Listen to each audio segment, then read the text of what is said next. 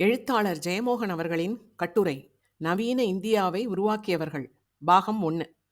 தமிழகத்தில் அரசியல் பேசுபவர்கள் மிகுதி. சினிமா, சாப்பாடு ஆகியவற்றுக்கு பின் இங்கே சாமானியர்கள் ஆர்வம் கொண்டுள்ளது அரசியல். ஆனால் அரசியலை உண்மையான சாராம்சத்துடன் பேச தேவையானது ஒரு வரலாற்று பார்வை. அது சில இடதுசாரிகளுக்கு அன்றி எவரிடமும் இருப்பதில்லை. 10 ஆண்டுகளுக்கு முந்தைய வரலாறு கூட தெரியாதவர்களே இங்கே அடிவயிற்றை இயக்கி ஆங்காரமாய் அரசியல் பேசிக் கொண்டிருக்கிறார்கள்.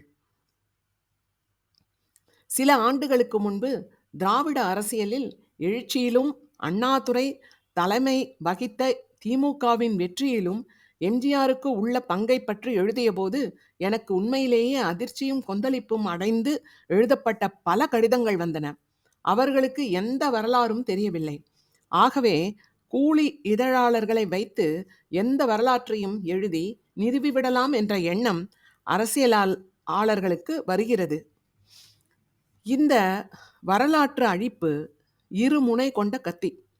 நாளை இவர்கள் வரலாற்றையே அழிக்கும்.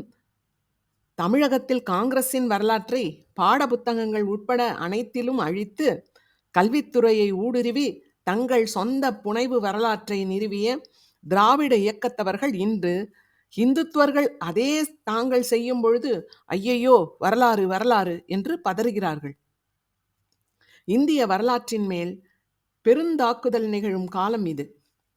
இன்று முறையான தரவுகள் செறிந்த வரலாற்றுக்கான தேவை உள்ளது. ஆய்வு நூல்கள் அல்ல, பிரபல நூல்கள் எவரும் வாசிக்கத்தக்கவை. ராமச்சந்திர குஹாவின் காந்திக்கு பின் இந்தியா 2 தொகுதிகளும் ஆர்.பி.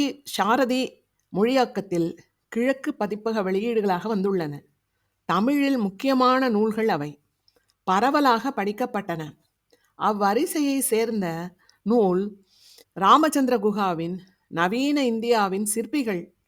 முதலில் வி. கிருஷ்ணமூர்த்தி சரளமான மொழியாக்கம் செய்துள்ளார். ராமச்சந்திர குஹா இந்தியாவின் வரலாற்றை உருவாக்கிய ஆளுமைகள் என 21 பெயரை இதில் பட்டியலிடுகிறார். அதற்கு அவர் சில அளவுகோல்களை வைத்திருக்கிறார். அவர்கள் சொந்தமான சிந்தனை கொண்டவர்களாக இருக்க வேண்டும். வெளியே இருந்தோ மரபில் இருந்தோ ஏதேனும் சிந்தனையை எடுத்து வைத்தவர்களாக இருக்கலாகாது. அவர்கள் இந்தியாவின் பண்பாடு, சிந்தனை ஆகியவற்றின் முன்னேற்றத்திற்கு நேரடியான பங்களிப்பு ஆற்றியிருக்க வேண்டும். இவர்களின் பங்களிப்பு கூடுமானவரை வட்டார தன்மை கொண்டதாக, சாதி மத எல்லைக்குள் நிற்பதாக அல்லாமல் அனைவருக்கும் உரியதாக இருக்க வேண்டும். இந்த அளவுகோல்களின்படி அவர் முதலில் தெரிவு செய்தவர் ராஜாராம் மோகன் ராய். தமிழில் ராஜாராம் மோகன் ராய் பற்றி ஒரு நல்ல வரலாற்று நூல் இன்று வரை எழுதப்படவில்லை, மொழியாக்கமும் செய்யப்படவில்லை. ஆனால் தமிழ் பண்பாட்டின் மறுமலர்ச்சியிலேயே ராம்மோகன் ராய் அவர்களுக்கு பெரும் பங்கு உண்டு. அவர் உருவாக்கிய பிரம்ம சமாஜமும் தமிழகத்தில் ஏராளமான கிளைகளுடன் இயங்கி வருகிறது. அதன் தமிழக ஆளுமையாக இருந்த பகடாலு நரசிம்மலு நாயுடு தமிழ் உரைநடையின் உருவாக்கத்திலும் இந்து மத சீர்திருத்தத்திலும் தமிழக தொழில் வளர்ச்சியிலும் பெரும் பங்காற்றியவர். பிரம்ம சமாஜ வழிபாட்டுக்காக அவர் எழுதிய ஹிந்து பைபிள் என்ற நூலே இந்து மதத்தை அறிவார்ந்த கொள்கைகளோடு கொண்டு மட்டும் தொகுப்பதற்கான முதல் முயற்சி. ராம்மோகன் ராய் அவர்களின் பங்களிப்பை சுருக்கமாக சொல்லி அவருடைய குறிப்பிடத்தக்க கட்டுரைகளில் சிலவற்றை எடுத்து அழைத்திருக்கிறார் ராமச்சந்திர குஹா. இக்கட்டுரை காட்டும் ராம்மோகன் ராய் பிரிட்டிஷ் ஆட்சியாளர்களுக்கு அணுக்கமானராகவும் இந்தியர்களுக்கும் பிரிட்டிஷுக்குமான உரையாடலுக்கு உதவுபவராகவும் இருந்தார். பலமொழி அறிஞர், பண்டைய நூல்களை ஆழ்ந்து கற்றவர். அவருடைய சொல்லுக்கு பிரிட்டிஷாரிடம் செல்வாக்கு இருந்தது. ஆகவே அன்று பிரிட்டிஷ் கல்வியால் படித்து மெல்லே வந்த உயர் வர்க்கமும் அவரை செவிகூர்ந்து கவனித்தது. பிரிட்டிஷ் பண்பாட்டின் ஆக்கப்பூர்வ அம்சமான தக்கப்பூர்வ அறிவியல் நோக்கு, பொது சட்டங்கள், ஆச்சாரங்களுக்கு அப்பாற்பட்ட நவீன வாழ்க்கை முறைகள், ஜனநாயக பண்புகள் ஆகியவற்றை இந்து மதத்தினுள் கொண்டு வர முயன்றார் ராம்மோகன் ராய். இந்து மதத்தின் சாராம்சமாக உள்ளது பிரம்மம் என்னும் அருவமான இறை பற்றிய உருவகம் என்று எண்ணி அதை ஐரோப்பியாவின் அறிவொளிக்கால விழுமியங்களுடன் இணைத்து ஒரு புது இந்து கிளை மதத்தை நிறுவ முயன்றார்.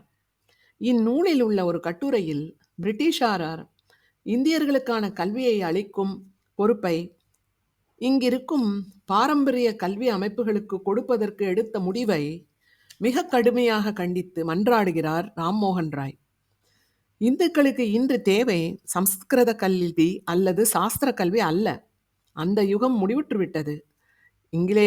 இந்தியர்களுக்கு ஆங்கிலேயரைப் போலவே அறிவியல் கல்வியே தேவை என்று வாதிடுகிறார். சம்ஸ்கிருத கல்வியால் இனி நடைமுறைக்கான பயன் எதுவும் இல்லை என்றும் அது குடிகளை மேலும் பழமையிலே ஆழ்த்தும் என்றும் கூறுகிறார். அவருடைய சிந்தனையை வெவ்வேறு வகையில் பின்னர் வந்த சீர்திருத்தவாதிகள் அனைவருமே முன்வைத்திருக்கிறார்கள். இந்து மறுமலர்ச்சி சிந்தனை என்பது ஒரே வரியில் ஐரோப்பிய அறிவொளி கால விழுமியங்களை நோக்கி பழமையான பண்பாட்டை நகர்த்த முயல்தல் என்று சொல்லலாம். அவ்வகையில் ராம்மோகன் ராய் இந்திய மறுமலர்ச்சியின் முன்னோடி என்பது சரியே. ராம்மோகன் ராய் அவர்களின் இஸ்லாமிய வடிவம் என அலிகர் பல்கலைக்கழகத்தை நிறுவிய சையதா அகமது கானை குறிப்பிடலாம். அவரும் ராம்மோகன் ராய் போலவே கல்வியாளர், பன்மொழி அறிஞர். இஸ்லாமிய சமூகம் மதம் சார்ந்த ஆச்சாரங்கள், மத குருக்களின் ஆதிக்கம் அவற்றிலிருந்து விடுபட வேண்டும், நவீன கல்வி வழியாகவே அது இயலும் என்று சையத் அகமது கான் வாதிட்டார். ஆனால் இதில் உள்ள கட்டுரைகளிலேயே பின்னர் உருவான எல்லா முரண்களின் விதைகளையும் காண்கிறோம். சையத் அகமது கான் பிரிட்டிஷ் ஆதரவாளர். ஆகவே காங்கிரஸை அவர் ஏற்றுக்கொள்ளவில்லை. பிரிட்டிஷார் இந்தியாவை விட்டு வெளியேறினால் இந்தியா எவரிடம் செல்லும் என்று ஒரு கட்டுரையில் அவர் கேட்கிறார். இந்தியாவை முந்தைய காலகட்டத்துக்கு அரசர்களும் நவாபுகளும் ஆழ்வார்கள் என்றால் பழைய இருண்ட காலத்துக்கே திரும்பி செல்ல வேண்டியதுதான் என்று ஐயுறுகிறார். பிரிட்டிஷாரின் ஆட்சி அகலும் என்றால் பத்தான்கள் பாலையிலிருந்து வெட்டிக்கிளி போல வந்து இந்தியாவை சூறையாடுவார்கள். சிந்துவிலிருந்து கங்கை வரை இரத்த ஆடு ஓடும் என்கிறார். காங்கிரஸ் என்பது ஒரு இந்து மீட்பு கட்சி என்று அவர் நினைக்கிறார். அந்த ஐயம் காந்தி வரும் வரை நீடித்தது. கிலாபாத் போராட்டத்தை காந்தி ஆதரித்தது அதனால்தான். காந்தியின் போராட்டம் உச்சமடைந்த போது அந்த ஐயத்தை வளர்த்து பிரிட்டிஷார் இந்தியாவை உடைத்தனர். இவ்விருவர் பேசிய தொனியும் மேலிருந்து மக்கள் என்னும் தொகுப்பு அடையாளம் நோக்கியதாக இருந்தது. ஆனால் அந்த மொத்தத்தில் உள்ளடங்கி இருந்த ஒடுக்கப்பட்ட குரலற்ற மக்களின் உரிமைக்கான குரல்கள் பின்னர் எழத் தொடங்கின. அவர்களில் தலித் மக்களின் முதற்குரல் என்று சொல்லத்தக்கவர் ஜோதிராவ் புலே. தலித் மக்களின் கடைப்பட்ட நிலைமையை, அவர்கள் உச்சபட்சமாக சுரண்டப்படுதல் ஆகியவற்றை சுட்டிக்காட்டி அவர்களின் வாழ்வுரிமை, கல்வி ஆகியவற்றுக்காக பேசுபவராக இருந்தார் புலே. புலே எழுதிய குறிப்புகள் அளிக்கப்பட்டுள்ளன. ஒரு தலித் குடும்பம் கிராமத்தின் வாழ்க்கையை சித்திரம் ஒன்றை மிக தேர்ந்த புனை எழுத்தாளர்களுக்கு நிகராக சொல்வன்மையுடன் எழுதுகிறார். குப்பை மேட்டில் புழுக்களை போன்ற வாழ்க்கை, அழுக்கு, நோய் என்ற அறிவு கூட இல்லை. சாவு ஒவ்வொரு கணமும் உழைப்பு சுரண்டலுக்கு உட்பட்ட அடிமைத்தனமுமே வாழ்க்கை. இக்குறிப்புகள் பெரும்பாலும் பிரிட்டிஷாரை நோக்கி செய்யப்பட்ட கோரிக்கைகள். புலே பிரிட்டிஷாரர்தான் இந்தியாவின் தலித் மக்களுக்கு காவல் என்று நினைக்கிறார். ஆனால் இந்த குறிப்புகள் காட்டும் சித்திரம் பிரிட்டிஷார் தலித் மக்களுக்காக எதையும் செய்யவில்லை, செய்ய தயாராகவும் இல்லை என்பதே. பிரிட்டிஷாருக்கு இந்தியாவை ஆள உயர்குடிகளின் ஆதரவு தேவையாக இருந்தது. நிர்வாகத்தில் பிராமணர்களும் நில உரிமையில் பிராமணர் அல்லாத ஜாதியரும் அவர்களுடன் நின்றாக வேண்டும். ஒவ்வொரு ஊரிலும் உயர் சாதி நிலப்பிரபுக்களை உருவாக்கி அவர்களிடம் மொத்த நில உரிமையையும் சட்டம் ஒழுங்கு நிர்வாகத்தையும் அளித்து அவர்களை தங்களுக்கு விசுவாசமாக வைத்திருப்பதே பிரிட்டிஷாரின் ஆட்சி முறை.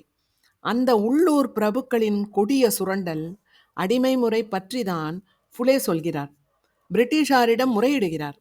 பிரிட்டிஷாரின் ஆட்சியின் அடித்தளமே அந்த சுரண்டல் நிலப்பிரபுக்களால் ஆனது என்பதை புலே உணர்ந்ததாக தெரியவில்லை. கிராமங்களுக்கு பிரிட்டிஷ் ஆட்சியாளர்கள் சென்று பார்க்க வேண்டும் என்று புலே கெஞ்சிக்கொண்டே இருக்கிறார். ஆங்கிலேயருக்கு இராணுவத்திலும் வெளியிலும் சில வகை வேலைகளுக்கு தாழ்த்தப்பட்டவர் தேவைப்பட்டனர். அவர்களுக்கு அவ்வாய்ப்பை அளித்தனர். அவ்வாய்ப்பு பெற்றவர்கள் சாதியமையின் அடக்குமுறையிலிருந்து வெளியே வந்தனர். அவர்கள் தங்கள் குலத்தவருக்காக குரல் எழுப்பினர். இவ்வாறு இந்தியாவில் தலித் குரல் எழ பிரிட்டிஷார் வழிவகுத்தனர். ஆனால் அம்மக்களுக்காக எதையும் செய்யவில்லை. சட்டபூர்வமாகவும் நிர்வாக அடிப்படையிலும் தீண்டாமை ஒழிப்புக்கு கூட எதையும் செய்யவில்லை. இந்திய தலித் வாழ்க்கையில் மெய்யான மாற்றங்கள் உருவாகத் தொடங்கியது மேலும் அரை நூற்றாண்டுக்கு பின் தேசிய எழுச்சி உருவான பின்னர்தான்.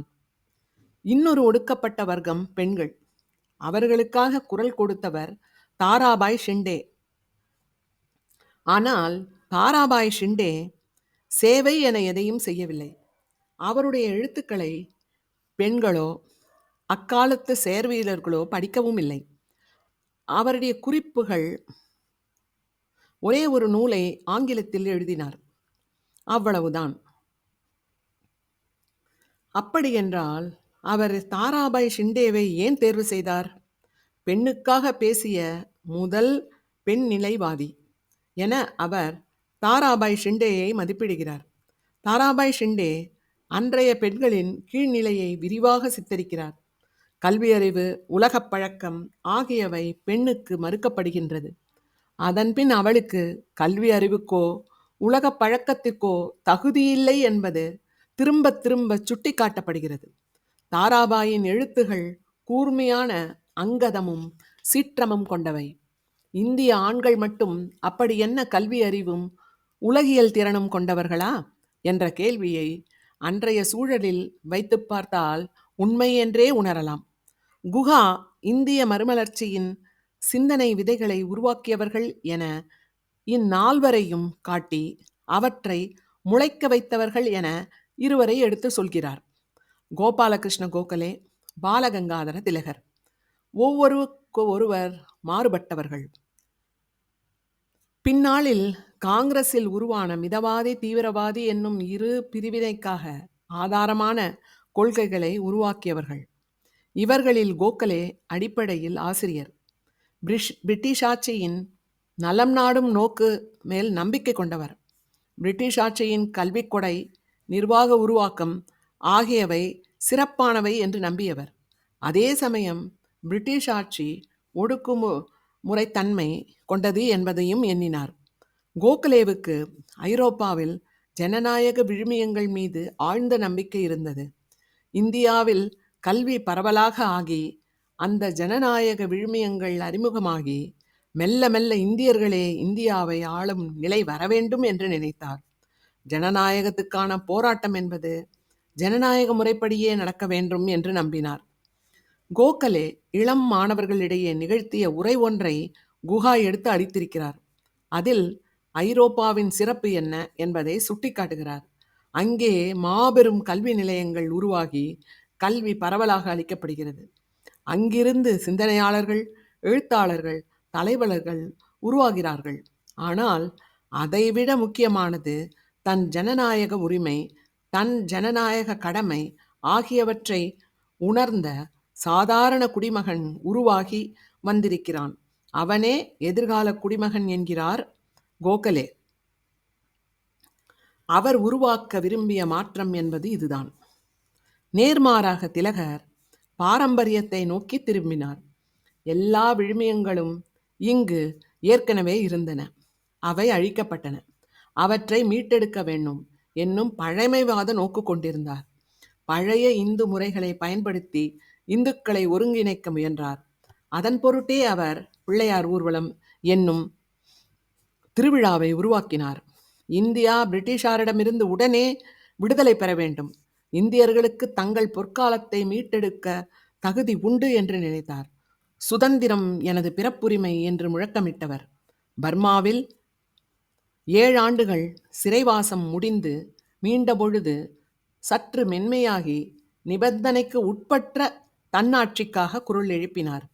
திலகரின் கட்டுரைகள் இங்கே அளிக்கப்பட்டிருக்கின்றன. ஒரு பழமைவாத தலைவரையே அது காட்டுகின்றன.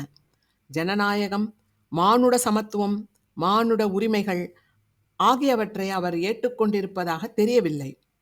தொழில், வணிகம் ஆகியவற்றில் ஐரோப்பா அடைந்த வெற்றிகளை கூட அவர் புரிந்து கொள்ளவில்லை. அவர் சாதி மேட்டிமைவாதம், பெண் அடிமைத்தனம் ஆகியவற்றை ஆச்சாரம் பேணுவதன் பகுதியாக ஏற்றுக்கொள்பவராகவே தெரிந்தார். திலகரின் கட்டுரை குறிப்புகள் காட்டுவது அவருடைய பங்களிப்பு பிரிட்டிஷ் ஆட்சியில் கல்வி முறையாலும் அங்கு ஓங்கி இருந்த மத பிரச்சார அலையாலும் இந்தியாவின் மரபு மேல், இந்திய வரலாற்றின் மேல் இந்தியாவின் சாமானியர்களுக்கு உருவாகியிருந்த ஐயத்தையும் அவநம்பிக்கையையும் அகற்றி தன்னம்பிக்கையுடன் இந்தியா என்னும் தேசம் மற்றும் உணர்வையும் உருவாக்க திலகரால் முடிந்தது.